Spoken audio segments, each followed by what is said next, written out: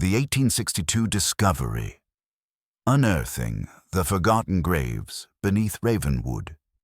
In the dense wilderness of upstate New York, nestled among the moss-laden trees and shrouded by centuries of silence, a grim discovery shocked both local authorities and the nation in the autumn of 1862. Workers investigating an abandoned church outside the nearly forgotten hamlet of Ravenwood made a chilling find beneath its crumbling floorboards, 143 unmarked graves. Each contained skeletal remains that bore not the signs of peaceful death, but unmistakable markers of prolonged and systematic torture. Bones showed fractures that had healed over time, indicating repeated abuse before death. Others bore what appeared to be knife or chisel carvings, bizarre patterns that resembled neither tribal markings nor typical signs of violence, but something more ritualistic, more deliberate.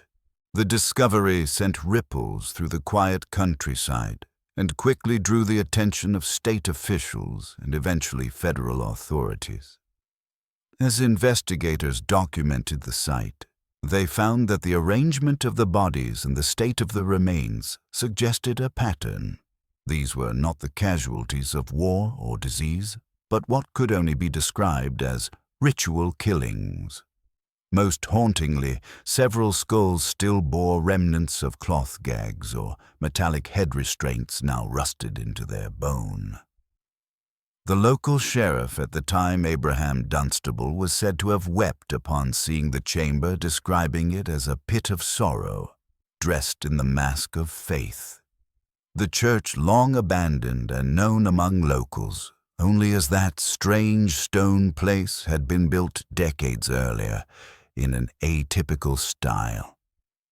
Unlike the humble wooden chapels common in the region, this structure stood heavy and severe, built of black stone with an octagonal design and a steeple that loomed disproportionately tall. Shortly after the discovery, the site was closed off and a team of federal agents arrived with sealed orders. Rumors swirled in the community. Was this the work of a cult? A lost chapter of American religious extremism? Or something darker still, the name whispered through surviving fragments of paper and a faded placard above the church altar was Church of the Pure Spirit. Yet official documents about this institution were impossible to obtain. Federal records were swiftly classified, with access granted only to those possessing the highest security clearance. For 160 years, the true story of what happened in Ravenwood was buried under bureaucracy and silence. But behind the sealed files and guarded archives lay the key to understanding one of the most horrifying and mystifying religious cults in American history. Only recently have never-before-seen documents surfaced, shedding light on the grim legacy of the Ravencraftoft brothers and the twisted theology they weaponized in the name of salvation. These records tell of a slow descent into madness, devotion, turned to manipulation, and a town that would be remembered not for its prosperity or people, but for the mass grave that exposed its hidden soul. The arrival of the Ravencraftoft brothers and the seeds of a new doctrine. In the summer of 1825, a trio of enigmatic figures arrived in the quiet town of Ravenwood, New York, a place known more for its hills and forests than any great religious stirrings.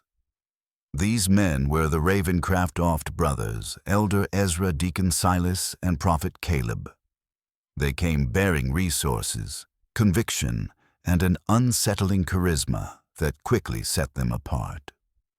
To a town of roughly 300 inhabitants, mostly farmers, loggers, and traders, the sudden appearance of three well-dressed, deeply religious strangers with a plan for building a new house of worship was met with cautious curiosity. Yet this was not an uncommon sight during the early 19th century. America, particularly the northeastern corridor, was experiencing a powerful wave of religious revivalism known as the Second Great Awakening. It was a time when new sects flourished, charismatic preachers drew crowds in the thousands, and communities sought fresh spiritual direction. The brothers were each distinct in both presence and demeanor. Elder Ezra, the eldest at 42, exuded patriarchal dominance, his deep-set eyes and slow, deliberate manner of speech lending him a prophetic gravitas. Deacon Silas, 3 years his junior, was more reserved and intellectual, who was rarely seen without ink-stained fingers and a leather-bound journal. He devoted much of his time to interpreting Scripture and developing the theological framework for what they would soon unveil.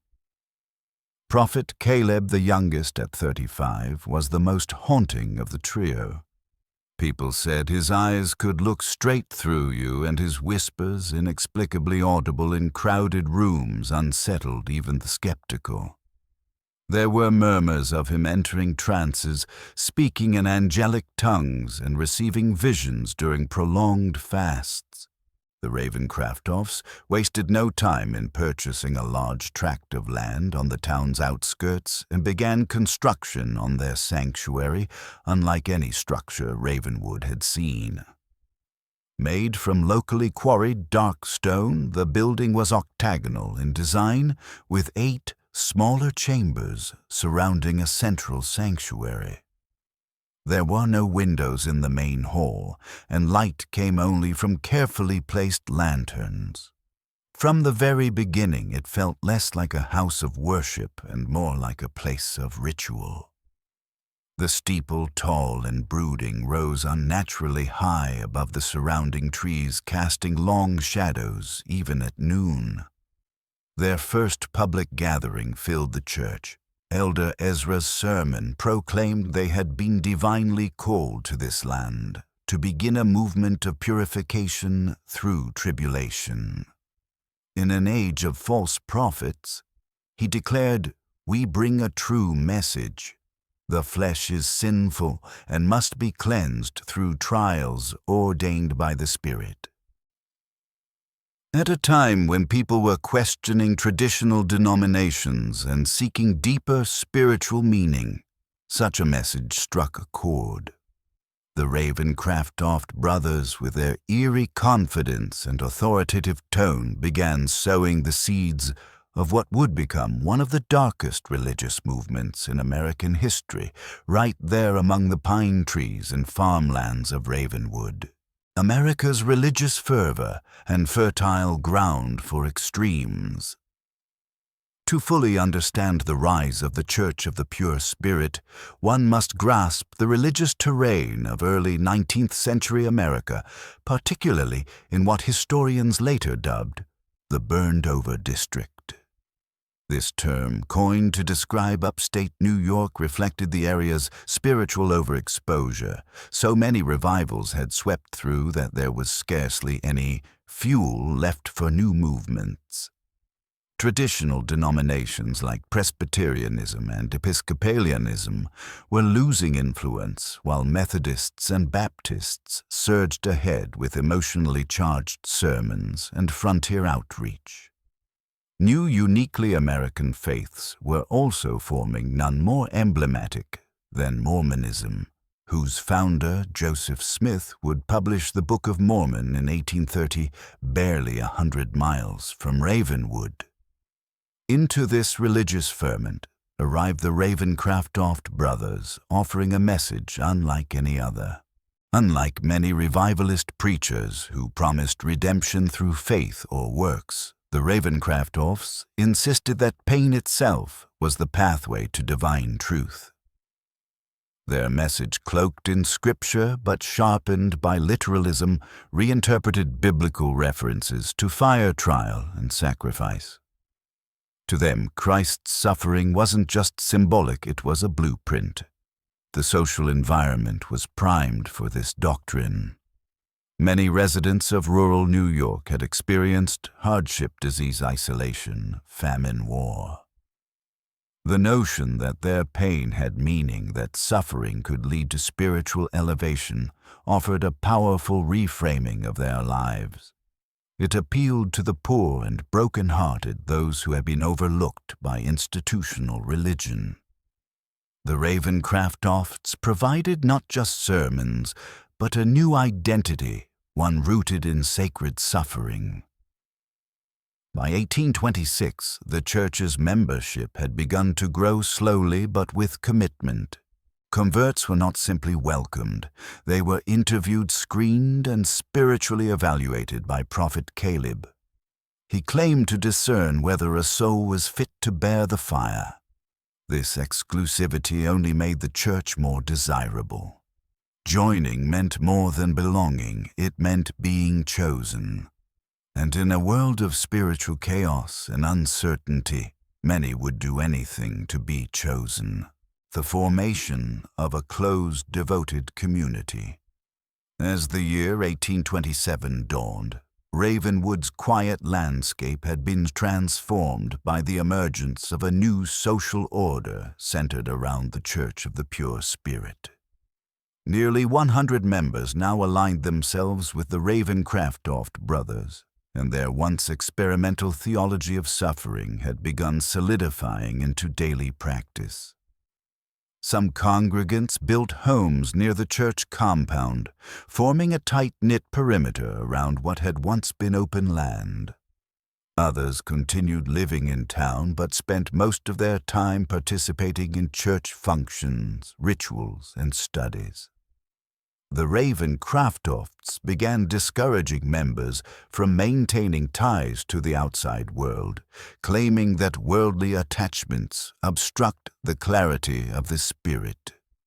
More than just preaching detachment, the brothers encouraged followers to donate all possessions, money, land, livestock to the church.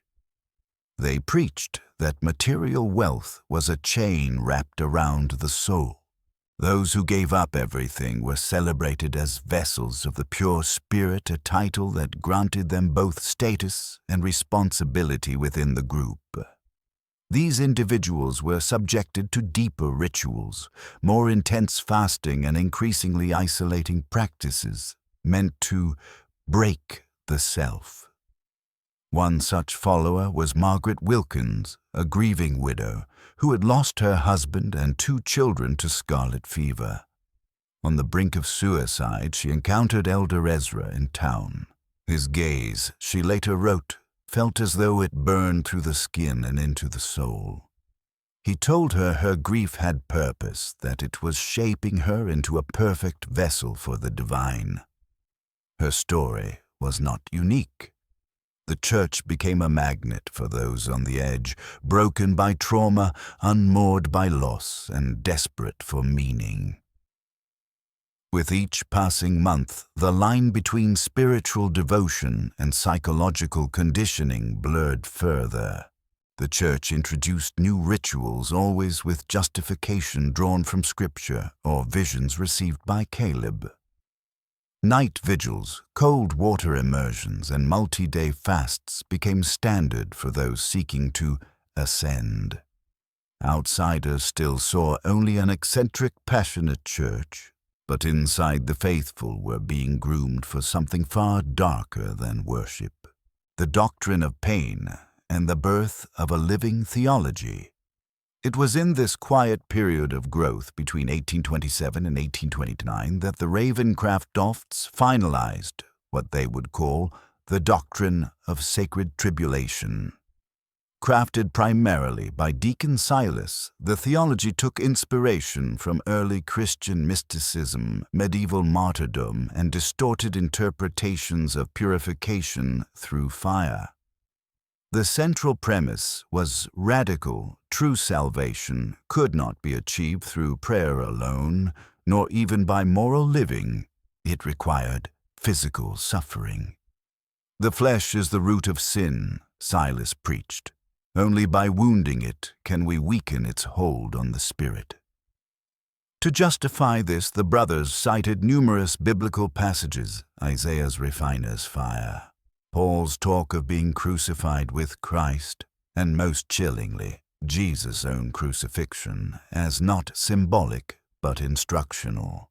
They argued that Christ suffered to demonstrate the necessary steps to salvation, and modern believers must follow him not in spirit but in blood. At first, this doctrine was couched in metaphor. Fasting, silence, and solitude were framed as purifying fires. But with time, metaphor gave way to action. Congregants were encouraged to embrace discomfort as divine trial. They wore scratchy wool garments, in summer walked barefoot in snow, and engaged in prolonged kneeling during sermons. These were presented as gentle beginnings. As followers grew more conditioned, rituals intensified, whipping, cold submersions, and even minor forms of branding were introduced. It was not torture, it was elevation. Pain was a sacrament. Screams were prayers. The Ravencraftofts, especially Prophet Caleb, insisted that spiritual visions were more vivid during pain. Caleb claimed that the spirit would only reveal itself to those who had emptied themselves completely, mind, body, and ego. And for many, these rituals did produce dissociation, hallucinations, even euphoria mistaken for divine presence. They believed. And in that belief, the Church of the Pure Spirit crossed the boundary from religious sect into living nightmare. The first ascension, a ritual of revelation and ruin. On the night of December 21st, 1829, the winter solstice and the longest night of the year, the Church of the Pure Spirit passed the threshold between devout extremism and orchestrated violence. Elder Ezra had summoned the entire congregation to the windowless sanctuary for what he called a divine revelation. With the temperature well below freezing, nearly 150 followers crowded inside the candlelit chamber. 12 lanterns burned at the outer edges of a massive spiral carved into the wooden floor, all leading inward to a central platform of polished stone. That night, according to later survivor testimony, Elder Ezra preached with an intensity that stunned even his most ardent believers. "The Spirit grows impatient," he thundered. "We have led you by the hand long enough. Tonight we march together through fire." Then, as if summoned from shadow, Prophet Caleb emerged from a side chamber. His appearance had changed his skin, ghostly pale, his movements disjointed, twitching like a marionette, eyes rolled back into white. He uttered a series of unearthly sounds, a blend of guttural moans and piercing tones that echoed off the stone walls like a language from beyond. After collapsing to the floor in apparent ecstasy, Caleb rose and spoke in his normal voice, but with a cadence so measured and unwavering that witnesses described it as inhuman. He announced that 3 followers had been chosen for the first ascension. Their names, Sarah Pembroke, Michael Collins, and Rebecca Winters, were met with gasps. These were not troublemakers or outsiders. They were respected members of the congregation.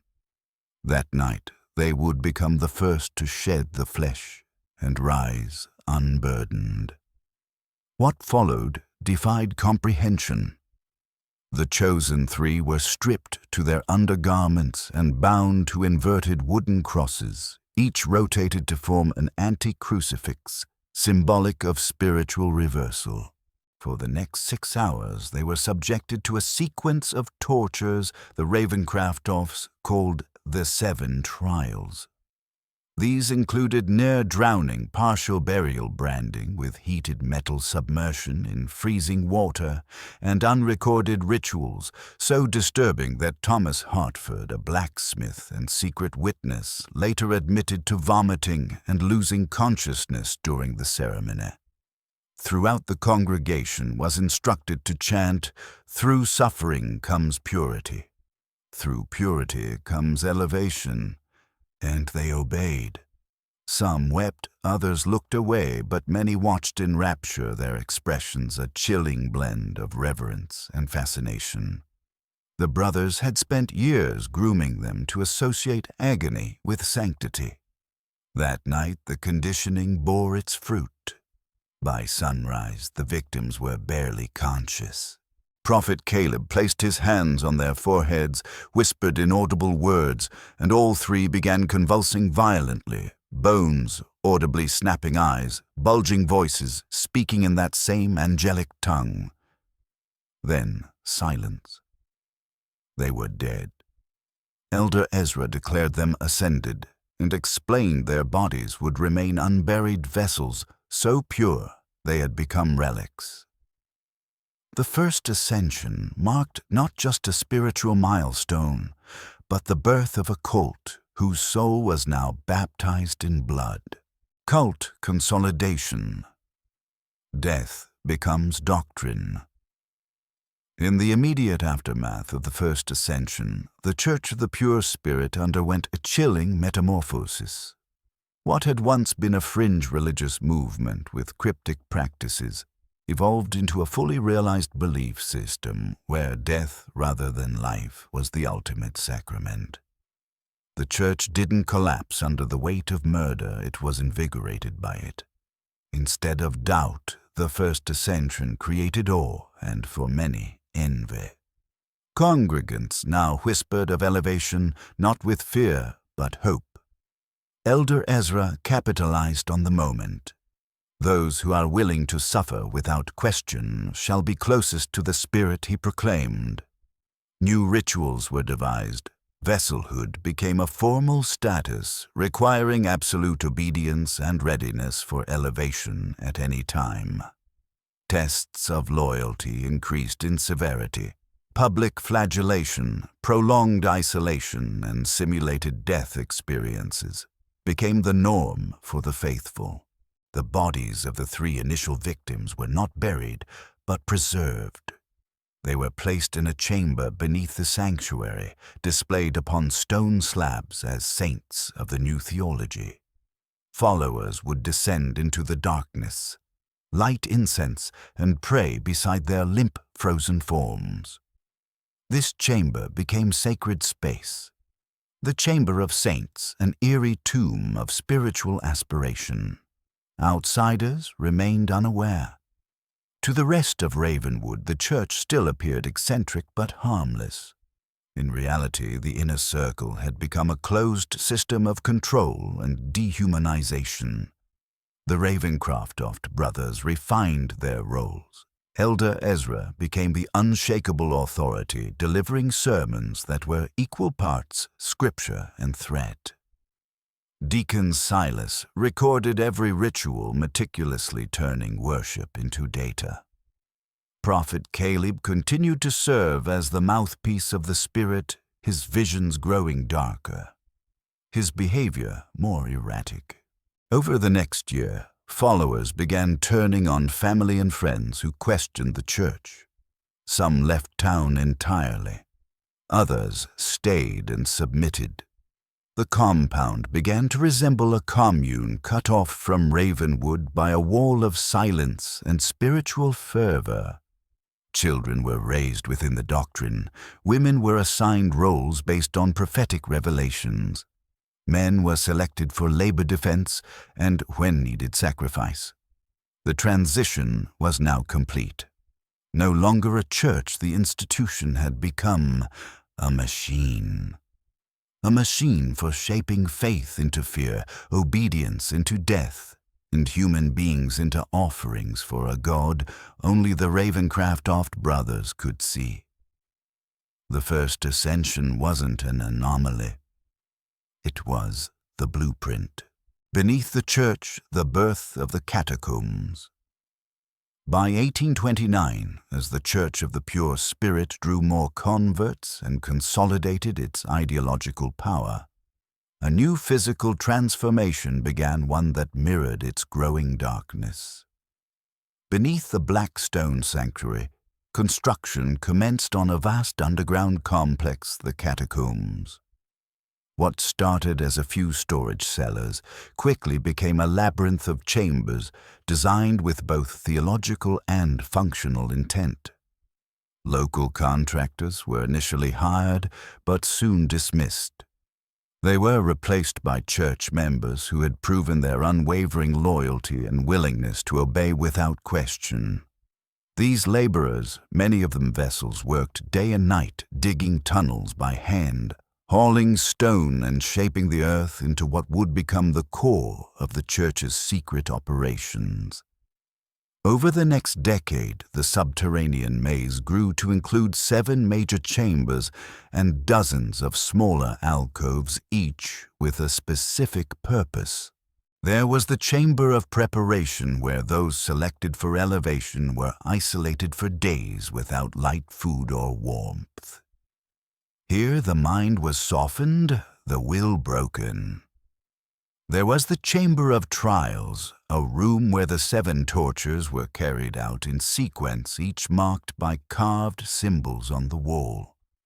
The chamber of ascension followed, eerily silent and lined with drainage grooves, where the final ritual was performed. Most haunting was the chamber of saints, a grotesque sanctuary where the bodies of the elevated were preserved, dressed in ceremonial garments, posed in frozen ecstasy. Preservation methods varied.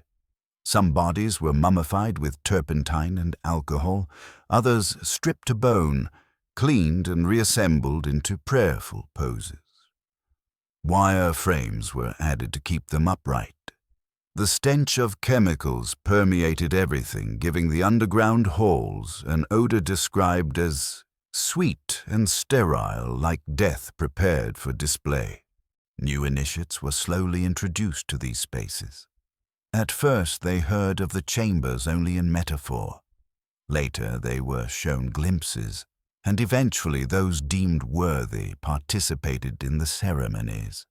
Survivors would later describe the experience as terrifyingly beautiful, a testament to just how thoroughly the Ravencraftofts had altered perception itself.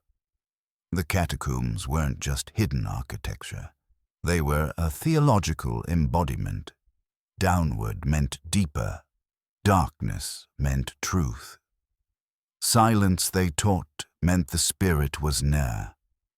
With every new chamber, the Church of the Pure Spirit moved closer to becoming a self-contained world, one built on blood sacrifice and absolute control. The expansion of doctrine and the industrialization of death between 1830 and 1845. The Church of the Pure Spirit entered what former investigator Daniel Blackwood would later call its era of perfection. This was not the perfection of enlightenment or peace, but of machinery, a perfected system of theology, ritual control, and death. Elevations, once rare and shocking, became routine. By 1835, they were quarterly. By 1840, they occurred monthly. Solstices and equinoxes became high holy days when multiple vessels were chosen at once. What changed was not just frequency, but scale and method. The rituals became more elaborate, the tortures more systematized. Deacon Silas, ever the scholar, kept meticulous records. He modified techniques, experimented with tools, and studied the body's capacity for pain. His journals, recovered years later, described in cold language how different nerves reacted to stress, how long a vessel could survive partial suffocation, and how to induce unconsciousness without causing permanent damage until the final blow. But this wasn't just spiritual. It became commercial. Medical colleges in need of bodies for research had long struggled with legal limitations. Deacon Silas forged quiet partnerships with institutions in Albany, Philadelphia, and New York City. Between 1840 and 1845, at least 67 bodies were sold under the guise of anonymous donations. The income funded further expansion of both buildings and doctrine. The church became a compound dormitories for single followers, homes for families, and workshops for creating goods that masked the true source of their wealth. Outwardly, it appeared industrious and pious. Inwardly, it was a conveyor belt of sacrifice. The brothers were now businessmen of death, prophets of pain, and keepers of a doctrine where the flesh was fuel and the soul was currency. The whistleblower and the first fractures in the veil. As the Church of the Pure Spirit reached its operational peak by the mid-1840s, its impenetrable veil of secrecy began to fray, not from within its theological core, but from the periphery.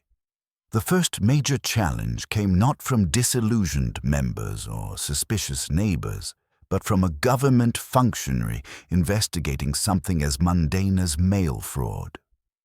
James Thornhill, a postal inspector assigned to investigate financial irregularities in several upstate New York towns, noticed odd patterns emerging from Ravenwood.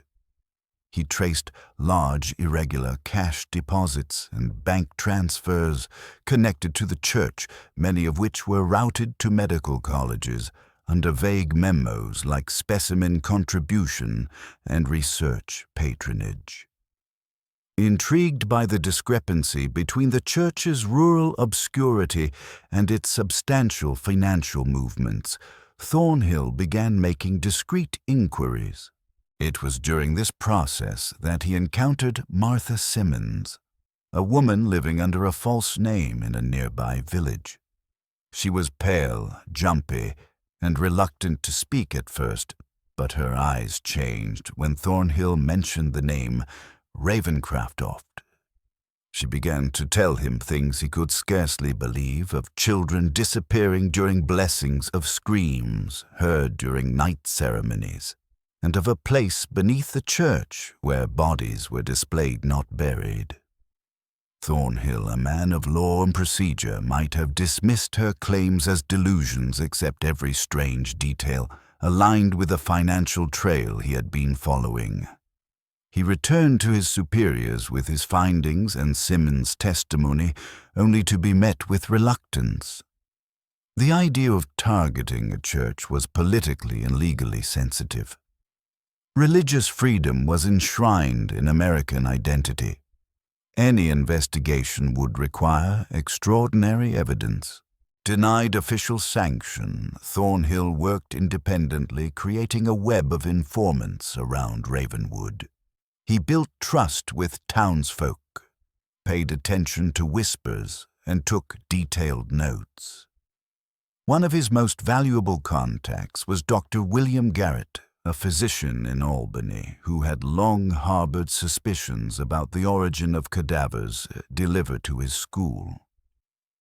In 1850, Garrett confirmed that several bodies from the Church of the Pure Spirit bore pre-mortem injuries, scarring healed fractures and consistent signs of asphyxiation.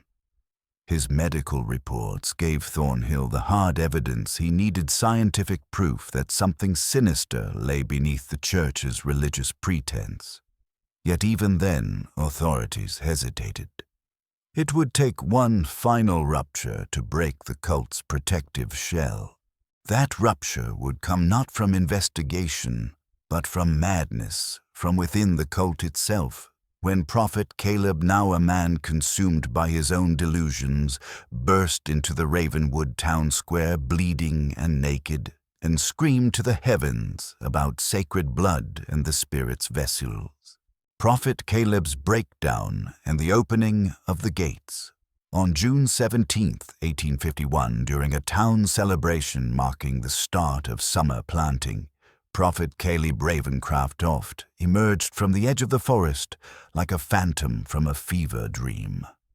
Naked, covered in scratches and self-inflicted wounds, he staggered into the crowd of farmers and townsfolk and began to preach not salvation, but damnation. The blood of the purified strengthens the divine, he screamed, his voice hoarse and echoing.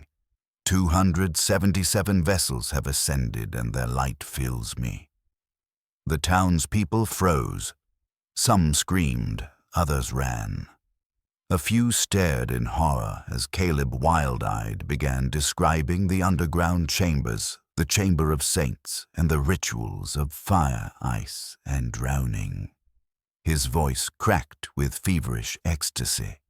He named names of the dead of his brothers and of their crimes. Local officials, believing him to be insane, detained him and confined him to a cell. But when he identified himself as one of the Ravencraftofts, the tone changed. James Thornhill was notified immediately.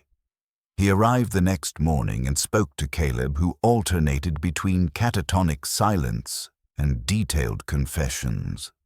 What shocked Thornhill most wasn't just the horrifying content of the prophet's testimony. It was the precise way he described the church's underground layout. Caleb provided detailed drawings, room names, and hidden entrances.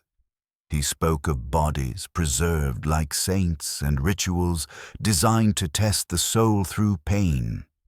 He even warned of the cleansing flame, a contingency plan to destroy evidence. With this trove of confessions and the physical layout of the catacombs now documented, Thornhill was finally granted authorization for an official federal investigation. But the Ravencraftofts had ears everywhere. Before the search party arrived at the church on June 19th, Elder Ezra and Deacon Silas enacted their final safeguard. That night, a controlled fire broke out at the church. Flames engulfed the sanctuary and upper chambers, while hidden hands hurried to remove financial records tools and the most recently deceased bodies from the tunnels below. When investigators arrived, the brothers greeted them with a calm facade. "God has tested us," Ezra said solemnly, "first through my brother's affliction, and now this tragic fire. But faith endures." But the fire had not destroyed everything. The catacombs, partially collapsed and flooded by diverted water, still held secrets. And what investigators found inside confirmed the worst fears: the Chamber of Saints and the horrors unearthed. Despite the fire flood and meticulous cleaning efforts by the church's inner circle, enough remained beneath the Church of the Pure Spirit to confirm every nightmare that had haunted the investigation. As the diggers reached the lower levels, they found chambers that had miraculously escaped complete destruction, damp dark but intact. And within them lay the remnants of something no human mind was prepared to face. In the Chamber of Saints, investigators encountered dozens of human remains preserved in unnatural ways. Some bodies were partially mummified, others skeletonized and wired into fixed positions. They were posed in what resembled acts of worship, kneeling arms, raised eyes, stitched open with wire. Children's corpses were found in smaller alcoves, curled beside dolls, or seated at low tables, their faces frozen in masks of peaceful reverence. But their tiny bones bore scars, fractured ribs, broken fingers, skull trauma. Death had not come swiftly. The stench was overwhelming, not of rot, but of chemicals, alcohol, turpentine, formalin, and something sweet and sickly that defied classification. Forensic specialists concluded that Deacon Silas had developed his own preservation. Formulas learned through years of experimentation and aided by access to medical literature and research funds from partnering institutions. Witnesses later testified to the psychological impact of seeing these bodies. Even seasoned federal agents wept or fled. It was not simply death, one wrote. It was a celebration of death, a glorification, the architecture of suffering made holy. Beyond the Chamber of Saints, investigators found the Chamber of Preparation lined with cells that had no bedding or light. The chamber of trials was littered with restraints and tools, tongs, wires, brands, and what could only be described as surgical devices retrofitted for religious use. Several walls had been carved with prayers in Latin and Hebrew mixed with anatomical diagrams and incantations that blurred science and mysticism. The evidence was overwhelming.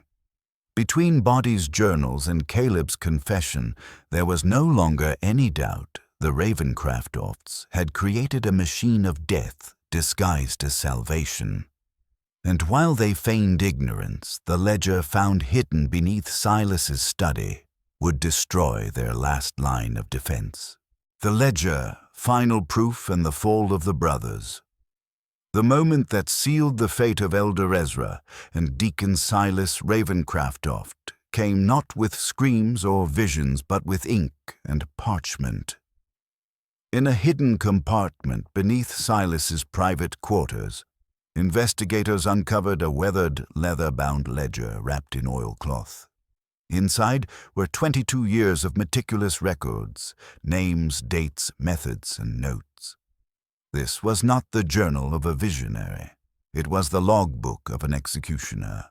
Every elevation was listed, accompanied by details: how long the vessel survived each trial, what preservation method was used, whether the body was sold or stored, and in which chamber.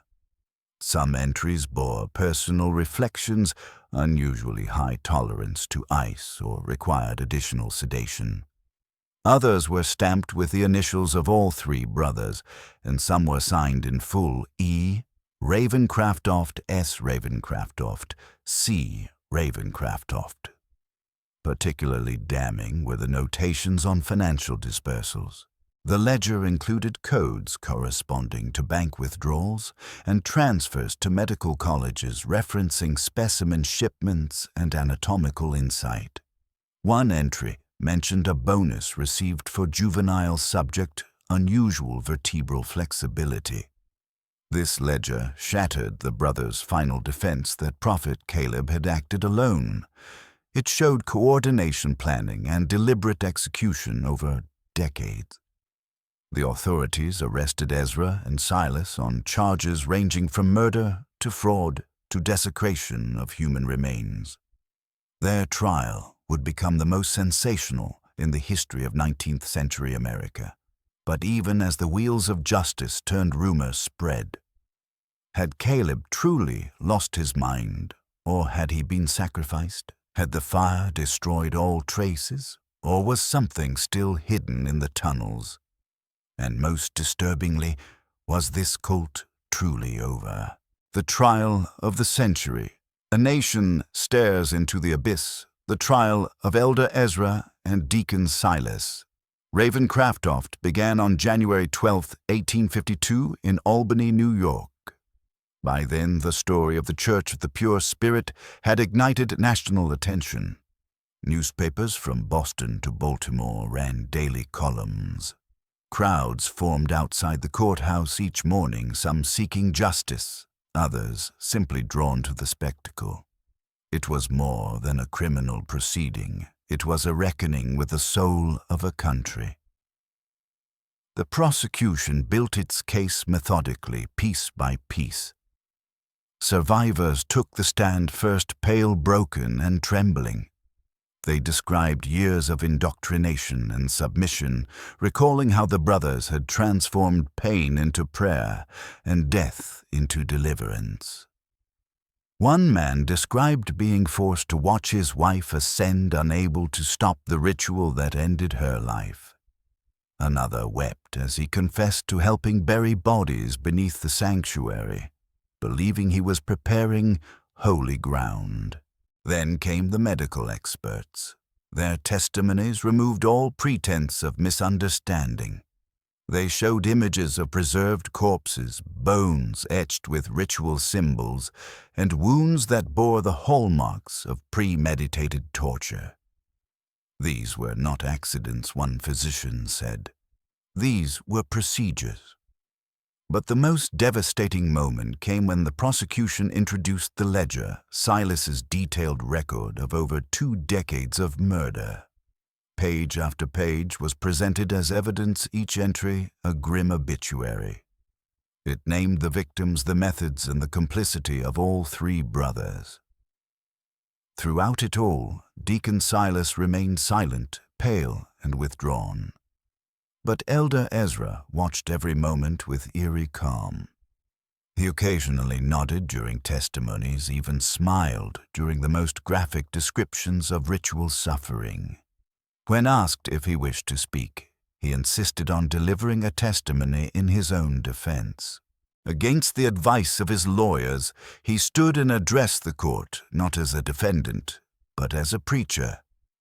For nearly 4 hours, he spoke in smooth, measured tones, recounting the theology of the Church of the Pure Spirit. He spoke of pain as purification of death, as a threshold of knowledge, as a divine mandate. We did not kill, he declared, we elevated. We did not desecrate, we sanctified. The courtroom was silent, stunned not only by his words, but by the chilling clarity with which he delivered them. His most horrifying moment came when asked about the children. The spirit is clearest in the young, he replied. Their suffering is unclouded. Their voices are purest when screaming into the light. Gasps rang out. A father of a lost child rushed the witness stand with a hidden blade and was barely restrained. Ezra did not flinch. Even now he murmured, "Truth evokes violence from the unworthy." The jury took less than 3 hours to return with a unanimous verdict, guilty on all counts. On March 10th, Judge Blackwood sentenced both Ezra and Silas to death by hanging, declaring, "Your crimes offend not only law, but the foundation of humanity itself." The fire, the escape, and the disappearance of Ezra Ravencraftoft. Though the verdict had been reached and justice seemed near, fate and perhaps meticulous planning had other ideas. On the night of April 7th, 1852, just days before the scheduled execution, a fire erupted inside the Albany jail. The blaze spread quickly, consuming 2 wings of the prison before fire crews could contain it. 3 inmates and 2 guards perished. Among the dead authorities claimed was Deacon Silas Ravencraftoft, identified by a ring and charred remains. But Elder Ezra was unaccounted for. Some believed he had died in the inferno, reduced to ash. Others weren't so sure. Investigators quickly discovered inconsistencies. The body believed to be Silas was too short. Surveillance logs had gaps. More disturbingly, 2 days prior, a man matching the description of Jacob Thornton, a known Ravencraft follower, had withdrawn $30,000 in cash from a church-affiliated account. Whispers of escape grew louder when 2 months later, a prominent physician in Baltimore was found murdered. His body had been positioned exactly like the victims of the church's ascensions. Pinned to his chest was a note. "The Spirit sees all who betray its work." 2 more murders followed. All were doctors. All had ties to the church's anatomical transactions. The message was clear: someone was cleaning house. By the end of 1852, the official stance was that Ezra had perished in the fire, but few believed it. James Thornhill, now retired from the Postal Service, but still tracking leads, wrote in his journal, "This was no accident. This was escape. Orchestrated, funded, protected." Though the manhunt continued for years, Ezra was never found. He vanished into legend, leaving only a wake of terror and unanswered questions. Had he fled the country? Had he joined another sect under a new name? Or was he simply waiting patient, hidden, preparing to begin again? The legacy spreads, the garden and the second sight. In 1853, following a tip from a former church accountant named Samuel Parsons, investigators uncovered a remote farmhouse nearly 40 miles from Ravenwood. Parsons had been tasked with balancing the church's financial ledgers and had stumbled upon coded entries describing a place called the Garden. The site had been used, he said, for special research so horrific that even the inner circle was kept ignorant. When authorities raided the property, what they found eclipsed even the horrors beneath the church. The farmhouse had been converted into a laboratory, sterile, cold, inhuman. Rooms were lined with iron hooks, medical instruments, and stained stone floors. Journals found in the building revealed it had been used for long-term human experimentation some victims held for weeks before succumbing. A smaller building nearby contained what investigators called the most disturbing evidence of the cult's depravity, a children's wing. Small beds restraint-sized for juvenile limbs and toys laid beside surgical instruments. Records indicated that at least 37 children had been brought to the site between 1840 and 1851. None had ever left. Public reaction was explosive. Newspapers that had once been cautious now published lurid headlines. Monsters in human form declared the New York Tribune. Demonstrators flooded Albany demanding further prosecutions. Any doctor or official with past ties to the church was placed under scrutiny. Inside the journals, Silas had written about pain thresholds, spiritual purity, and neural transparency. But beneath the cold logic was something more chilling belief. "They believe this is good," wrote a federal agent. "That makes them far more dangerous than killers. That makes them apostles." Aftermath. Rumors, reflections, and the cult that would not die. Though the Church of the Pure Spirit had been dismantled and its leaders brought to judgment or escape, the story did not end. In the decades that followed, isolated religious communities with echoes of the Ravencraftoft doctrine began appearing across the country.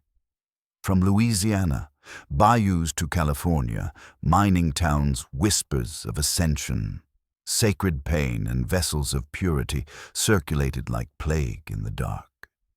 In 1862, 10 years after the original discovery, local authorities investigating a small stone church in Vermont found it abandoned.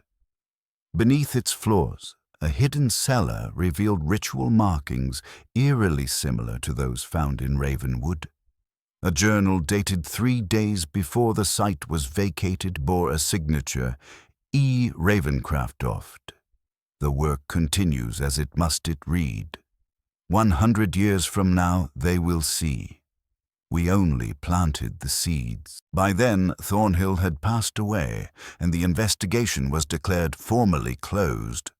Yet many believed the darkness had only changed form, spread like roots underground, hidden in plain sight.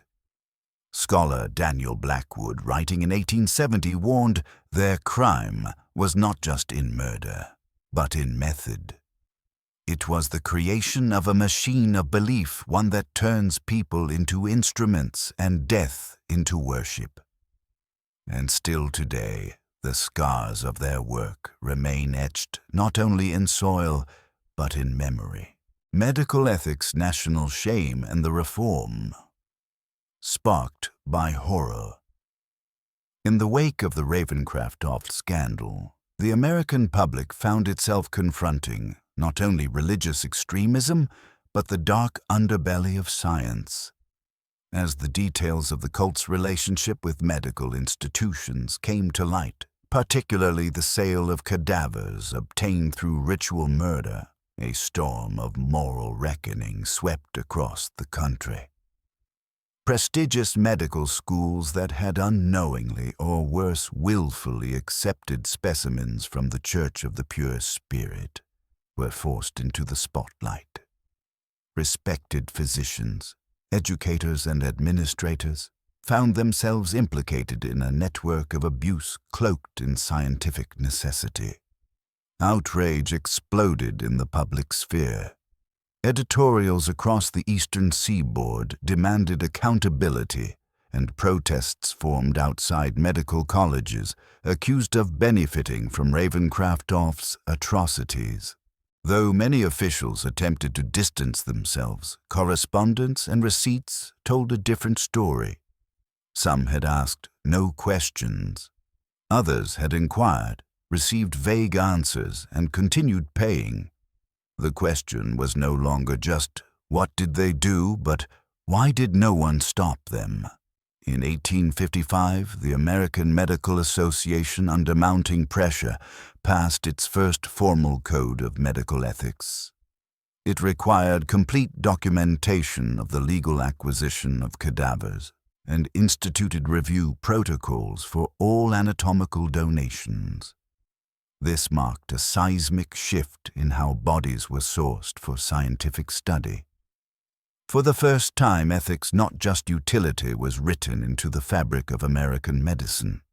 By 1858, several states had enacted new laws regulating cadaver usage and restricting medical dissection to bodies obtained from hospitals, asylums, or prisons through clear legal channels. Institutions that failed to comply faced suspension or revocation of their licenses. These reforms formed the bedrock of the modern bioethics system in the United States. One of the most vocal figures in this reform movement was Dr. William Harrison, a physician who had testified during the Ravencraftoft trial.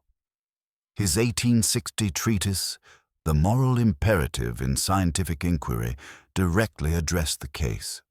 Knowledge gained through cruelty is poisoned at its root, he wrote.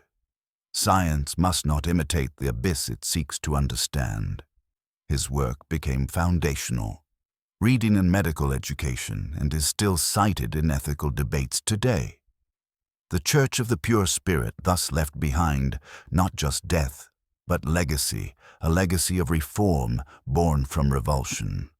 It forced a society drunk on progress to reckon with the cost of that progress.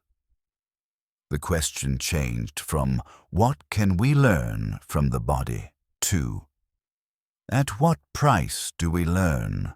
The cult's lingering influence echoes across the American landscape. Though the original Church of the Pure Spirit was dismantled and its core leaders dead or disappeared, its ideological fragments continued to surface across the country in unexpected forms. From 1865 through the end of the 19th century, at least 7 small religious communities were discovered that bore uncanny resemblance to Ravencraftoft's teachings.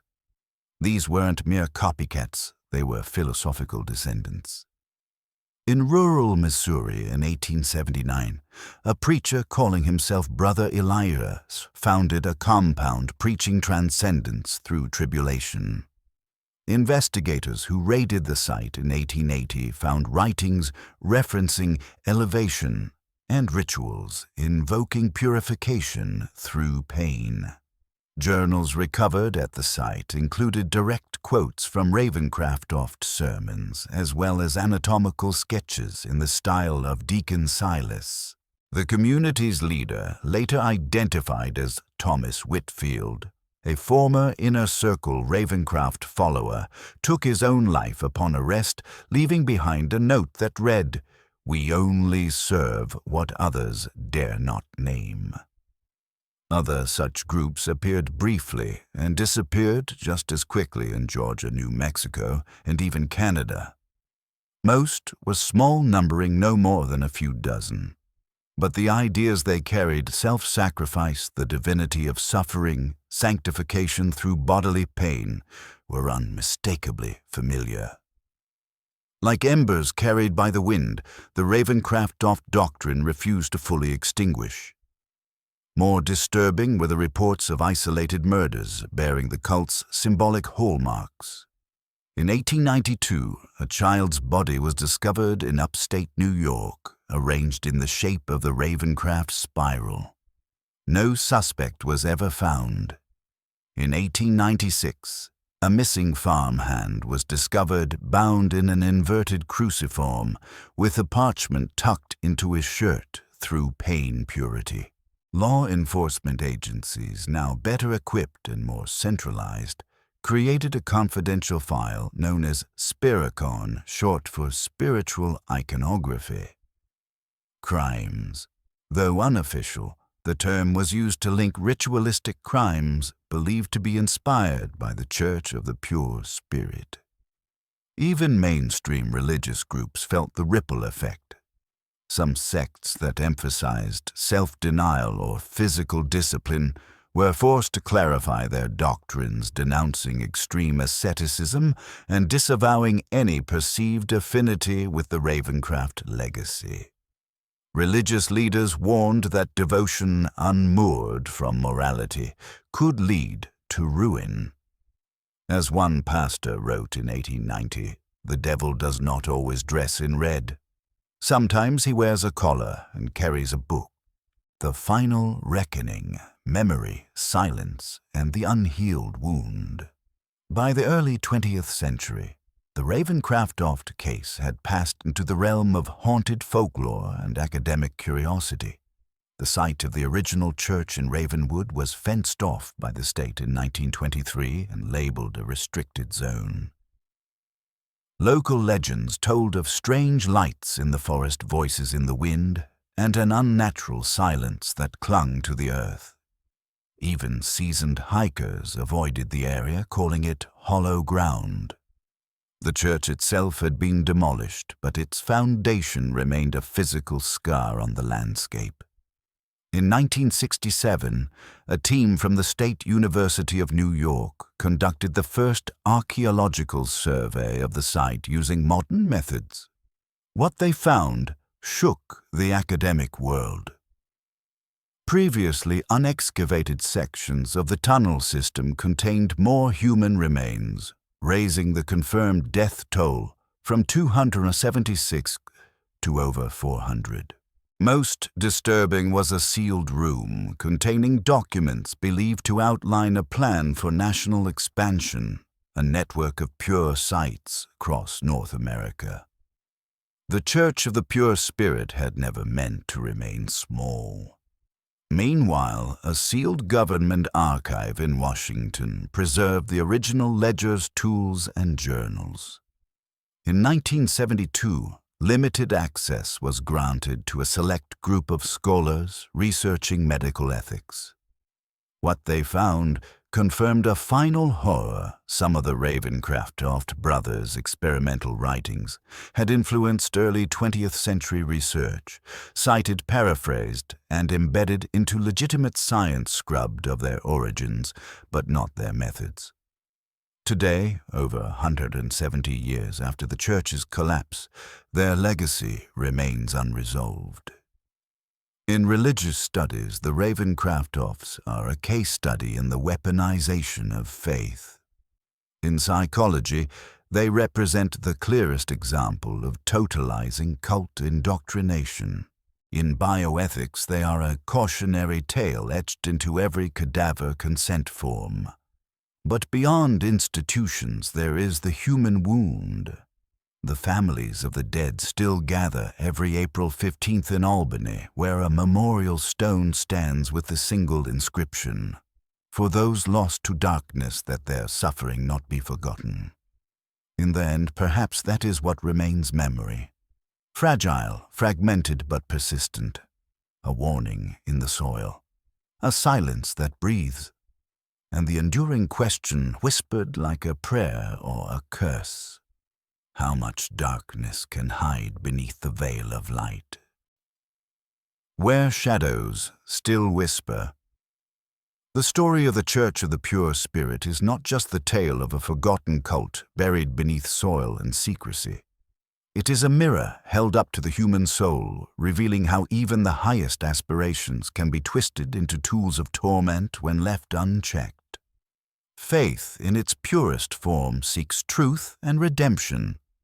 But when corrupted by ego fear or hunger for control, it becomes a weapon more lethal than any sword. The Ravencraftoft brothers didn't just manipulate doctrine. They redefined suffering as sacred and turned salvation into a ceremony of blood. Even now their legacy lingers not in the rituals, but in the questions they leave behind. How many ideologies today echo the same promise of purity through pain? How many movements still dress violence in the robes of virtue? Perhaps the greatest danger lies not in the cults we expose, but in the ones we fail to recognize because they no longer look like cults. They speak in softer tones, wear modern clothes, and offer belonging instead of fear. But the core is the same: blind obedience, emotional dependency, and the slow erosion of personal will. In remembering Ravenwood, we are not merely preserving history. We are keeping vigil over a wound in the human condition, a place where light was swallowed whole by devotion, unmoored from conscience. If there is redemption in this tale, it lies in the courage to remember to question and to choose compassion over control. So let this not be the end of a story, but the beginning of a warning. Beware the hand that offers heaven if it first asks for your soul.